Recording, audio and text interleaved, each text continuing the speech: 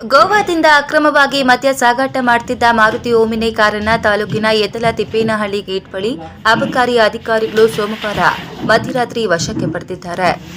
ಹೊಸಪೇಟೆ ನಾಗಮಂಗಲ ರಸ್ತೆಯಲ್ಲಿರುವ ಯತಲ ತಿಪ್ಪೇನಹಳ್ಳಿ ಗೇಟ್ ಬಳಿ ಮಾರ್ಗವಾಗಿ ಸಾಗುತ್ತಿದ್ದ ಮಾರುತಿ ಓಮಿನಿ ಕಾರನ್ನ ತಪಾಸಣೆ ನಡೆಸಿದ ವೇಳೆ ಒಟ್ಟು 18 ರಟ್ಟಿನ ಪೆಟ್ಟಿಗೆಗಳಲ್ಲಿದ್ದ ವಿವಿಧ ಬ್ರ್ಯಾಂಡಿನ ಒಟ್ಟು 156 ಲೀಟರ್ ಗೋವಾ ಮದ್ಯವನ್ನು ಹಾಗೂ ಮಾರುತಿ ಓಮಿನಿ ಕಾರನ್ನ ಮತ್ತು ಕಾರಿನೊಳಗಿದ್ದ ಅಕ್ರಮ ಮದ್ಯ ದಾಸ್ತಾನು ಸಹಿತ ವಶಕ್ಕೆ ಪಡೆಯಲಾಗಿದೆ ಎಂದು ಅಬಕಾರಿ ಅಧಿಕಾರಿಗಳು ತಿಳಿಸಿದ್ದಾರೆ.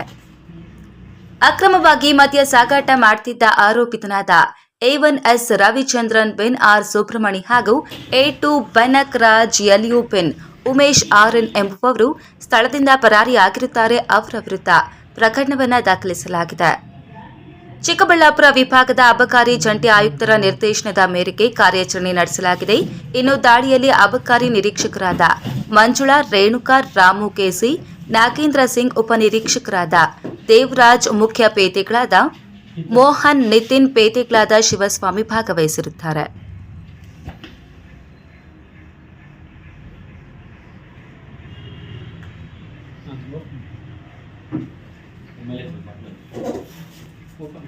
ಓಪನ್ ಮಾಡ್ಕೊಂಡಿರೋ